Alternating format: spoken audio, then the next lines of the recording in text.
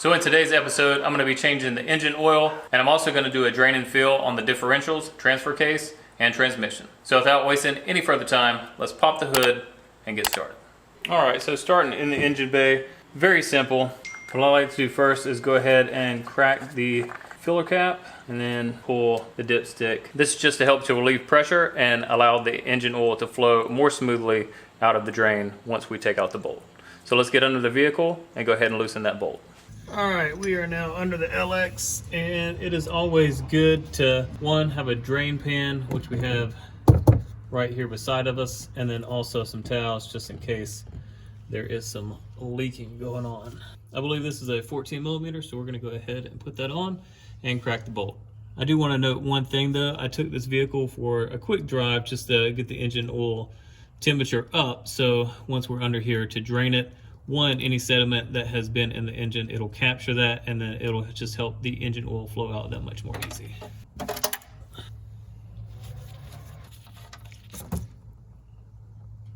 And just like that, we did have a little bit of a spill, but that is why we have paper towels. So we're going to go ahead and let that drain, let it get to a trickle, then we're going to put the drain plug back in, then we're going to go and take off the oil filter. Now, one thing you will notice here is that there is no underbody cladding on. If you've been watching my videos, you will know that I have been doing a lot of work to this vehicle. So that is one of the reasons that I have my undercladding off, because I've needed to be under here so much. With that being said, if you decide to do this job, there will be an access panel here that you can remove. And then also, once we get to the oil filter, there will also be an access panel there as well that you can remove to reach your hand in and loosen the oil filter to take it out. Obviously, if you just want to make it super easy, you can take both of those undercladding panels off, but that can be a little bit of a process. We are now at the front of the engine on the driver's side, and like I said, you typically have body cladding that comes and covers all this area. What you will see is somewhere around this location is a window that you can take out to have access to this oil filter.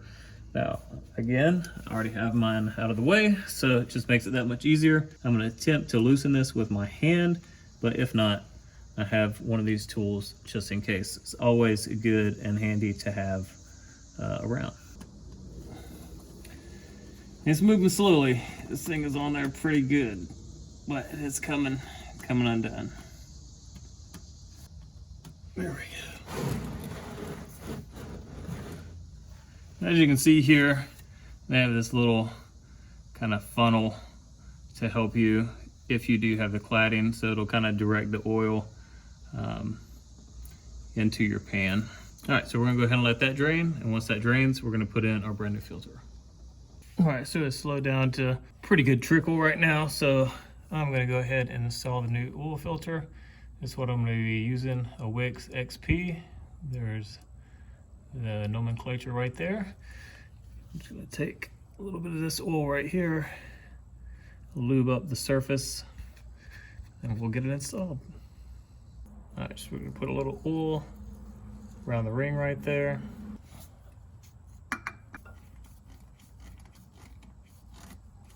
So that's hand tight. We're done there. I did buy a new drain plug for this, so I'm going to go ahead and take out the old drain plug, get a new drain plug and gasket, and we're going to go ahead and put that in and tighten it up. Now, one thing I will say about Lexus is they are very particular in the gasket or washer, however you want to say it, that they want you to use with their vehicles. You really need this type of gasket. I think that's aluminum on the inside and it's some kind of rubberized material on the outer sides. I just feel like that's what they call for. They're not that expensive, so just go ahead and buy yourself a box, especially if you're gonna have your vehicle for a long time. We're gonna go ahead and put that in, tighten it up, and then go and add the engine oil. Today I'm gonna be using Pennzoil Platinum Full Synthetic 5W30, and my owner manual calls for 7.2 quarts. That is with a complete drain and refill with filter. So that's what we're gonna do. We're gonna go ahead and drop 7.2 quarts into this engine.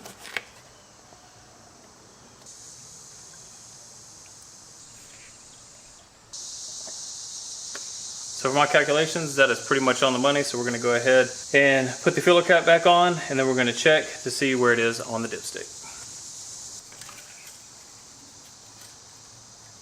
That is right there on the full line.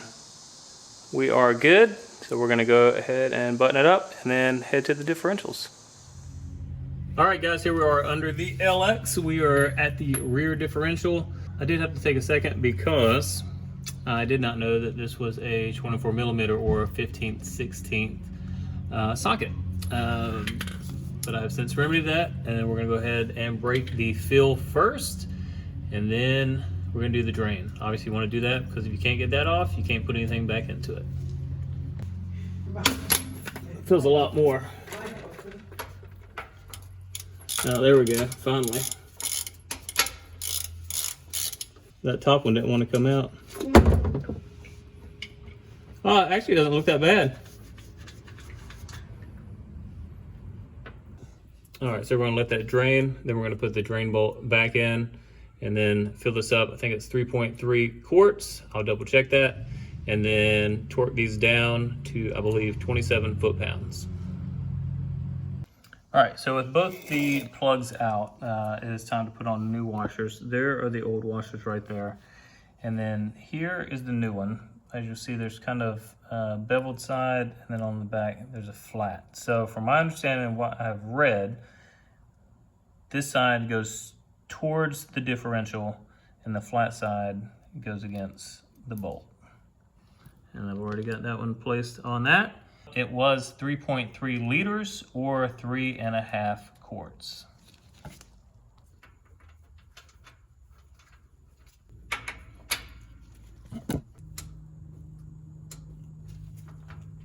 All right, so drain plug is in and torqued, and for both the front and rear differentials and my transfer case, I'm going to be using this Lucas 75 W90. It does say for warmer weather it's a 90 weight, so I guess that's just 90, but I've also read in a lot of forums that a lot of people will go with 75 W90 and have had no issues whatsoever. The transfer case does call for 75 W90, so I'm just going to go 75 W90 the whole way. If you have a difference of opinion on that, please leave it in the comments below. Anything constructive is great, because if there is something that could work better or is better, then I would like to know, and then also the audience can look at that as well and learn from this experience. But for me right now, 75 W90 is going in all of them. So let's go ahead and start pumping.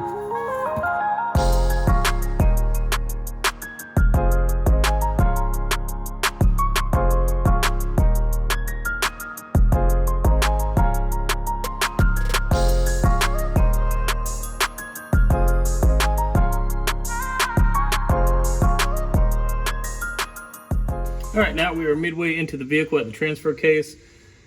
Again, here's your drain and here's your fill. So we're gonna loosen this one first, and then this one, and this one is a little bit nicer because it is only supposed to be 1.4 quarts, where the back one was 3.5 quarts. And I won't put you through a time lapse through that like that again. I'll just let you know that my arms are exhausted. So 1.4 compared to 3.5, and all that pumping that you had to do, this is a whole lot nicer. So let's go ahead and break these and then get this thing drained and filled.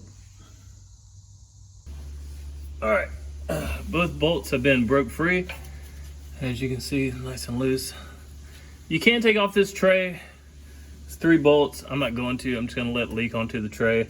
There's also 2 little holes under here that it should leak out of. So I'm just gonna make sure my pan covers all that, and then if there's any excess in there, I'll just wipe it up. All right, so we're gonna let that drain. I'm gonna clean these up, put on new washers, reinstall that drain bolt, and then we'll fill it up 1.4 quarts. So as to not bore you with just putting this back in, then also pumping that 1.4 quarts in there, I'm just gonna go ahead and do it, and then we'll move on to the front differential. And then I'll show you where those are, what sizes they need to be, and how to break them. All right guys, we're at the front of the vehicle, as you can see there. And here is the front differential. Right up here is the fill plug. This is the drain plug. We're gonna go ahead and break the fill plug, and then we'll do that one and then drain it just like the other ones. One different thing about these bolts is that they take a 12 hex. Now, I don't know if that's the same across the board, but that's what mine is. And I actually found out today that you can get conversion bolts if you want to make all the differentials and transfer case the hex, which Personally, that's probably what I will look up and go with in the future, because I do not like having that 24mm socket that could potentially round off those bolts. All right, guys, so we got the filler bolt loosened. It was not without a little bit of drama. Alex said what we could do without raising the vehicle was put a smaller ratchet on it and use this hammer to tap against it to break it free. Worked like a charm. So now we're going to the drain bolt to see if that one comes free a little bit easier. All right, guys, we got this cleaned up. Same washers that we put the rear differential in. It's the exact same way that you put them on. This calls for 1.7 quarts of fluid. So we're gonna go ahead and fill it up, put in the fill plug, and then onto the transmission. All right, guys, here we are at the transmission pan. This is a 14mm bolt. We are at the last one that we're gonna be doing in this episode, thankfully. So we're gonna crack this, let it drain, and then I will see exactly how much comes out. I believe the refill is 3.2 quarts. Don't quote me on that. I'll put the correct refill on the screen, but I believe it's 3.2 quarts. So we're gonna drain this, see how much we get out, and then I'm gonna put in as much as we get out, or close to that 3.2 quarts. Also, per my book, this is just supposed to be 15 foot-pounds, and as easy as that was to break, I would say that's probably pretty close to what that was.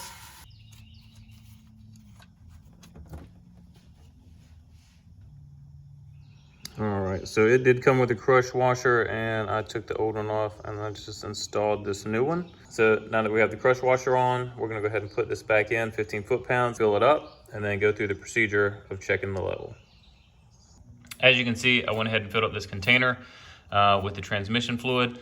There was a little gear oil left over from previous. So if you see right here, this is the quart side. This is just over half a quart, and then up here, same thing, over 3.5. So we're probably that 3 to 3.2 quarts that it was calling for, which is good.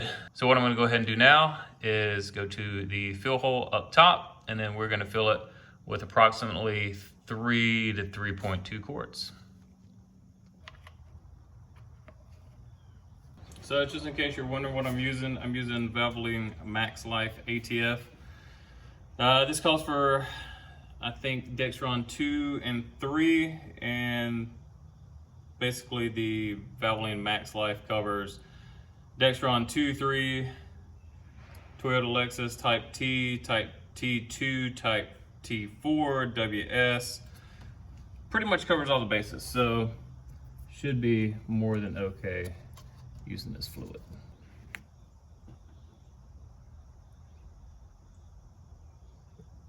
Okay, that should be right where we want to be. Now let's jump inside and go through the check-in process. All right, so what the instructions tell us to do is go ahead and start the engine. So we're gonna go ahead and do that. And then with the engine started, we're gonna shift from P all the way to the L position, and then shift back into the P position. Now it does say to do this in a slow manner, so that's what we're gonna do.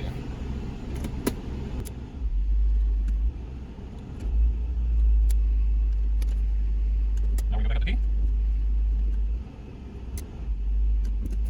All right, and then it says with the engine idling, we're gonna go check the fluid level, and then add fluid as needed up to the cool level on the dipstick.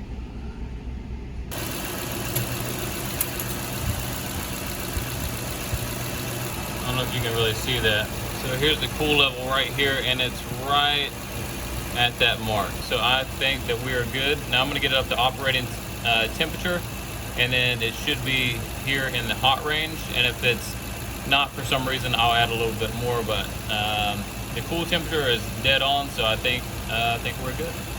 All right, guys, I just took the LX out for a little drive, made sure all the plugs were nice and dry, rechecked the transmission when it was up to operating temperature, and everything looked perfect. And one thing I will say, guys, just make sure you do your own research whenever you're doing a job like this, especially when it comes to torque specifications. If you go off of that and not just feel the 27 foot-pounds that I had for the differentials and transfer case, I just felt like that was a little undervalued. And actually I torqued it a little bit more than 27 foot-pounds after the fact because it just didn't feel snug enough. Now that's what I did, and again, there are no leaks right now. Hopefully there's not going to be any leaks in the future, and hopefully I didn't over torque anything. But just make sure you do your own research so you can feel comfortable in the job that you're doing. Also, if I would have known about this before doing this job, I would have changed out the transfer case and the rear differential bolts. If you go to Wits End, which is a great place for landcruiser and LX components, they actually have the conversion from the 24mm bolts to the 10mm hex bolts, which in my opinion just makes more sense, especially if you're going to be off-roading. People talked about how the 24mm can get caught up on stuff and sometimes even loosen and then potentially drain your fluid, which would obviously be a bad thing. And in my opinion, the 10mm hex bit that you put into the bolt just fits better and gives you a better chance at loosening and tightening the bolt. And the only back draw that I can say to doing the differentials and the transfer case is all the pumping that you have to do. My forearms and shoulders are absolutely smoked right now. That's really the only back draw to this job. Now, unlike my Xterra, when I did the differentials and transfer case service on that, I was actually able to do everything without having to jack up this vehicle, which just proves that you can do this type of service in your garage or driveway. But that's all I got, guys. If you have any questions, concerns, or what have you, please leave it down in the comments below or send me a message on my Instagram. I'll leave everything that I use down in the description box below. Please, if you haven't already done so, subscribe to the channel, like this video, it helps me out tremendously. Share with your friends, and as always, thank you for watching.